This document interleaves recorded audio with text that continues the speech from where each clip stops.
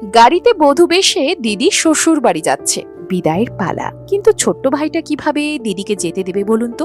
গাড়ির জানলার সামনে যে সে দাঁড়িয়ে দিদির হাত ধরে পাগলের মতো কাঁদছে আর বলছে, আমি তোকে ছাড়া বাঁচবো না রে, আমি তোকে ছাড়া কিভাবে থাকবো বলতো।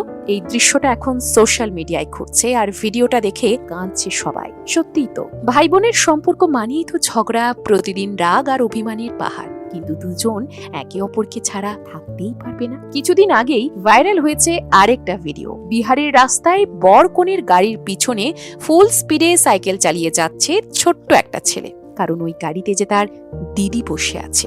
যে দিদিদের ভাই আছে কিংবা যে ভাইয়ের বোন আছে, একমাত্র তারাই এই মুহূর্তে ভিডিওটা দেখতে দেখতে অনুভব করতে পারবেন বুকের মধ্যে কেমন একটা মোচড় দিচ্ছে, তাই না?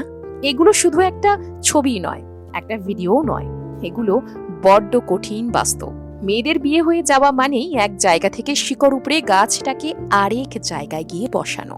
সেখানে যদি আদর, যত্ন, সম্মান আর ভালোবাসা পায়, তবেই তো গাছটা সতেজ থাকবে। কিন্তু বাবার বাড়ির মতো যদি ভালোবাসা না পায়, তাহলে কি গাছটা আগের মতোই থাকবে? এই ভয়টাই তো ভাইদের মনে কাজ করছে। যখন দিদির বিয়ে হয়ে যাচ্ছে, বিদায় হয়ে যাচ্ছে, আর মনে মনে ভাবছে, আমার দিদিটা ভালো থাকবে তো, সবাই ওকে ভালো করে দেখে রাখবে তো, কেউ যদি খারাপ কোনো কথা বলে তখন কি হবে? দেখবেন, দিদি বা বোনকে কেউ খারাপ কথা বললে ভাই একদম সহ্য করতে পারে না, কারণ তাদের হৃদয়ের একটা টুকরোই তো তাদের বোন।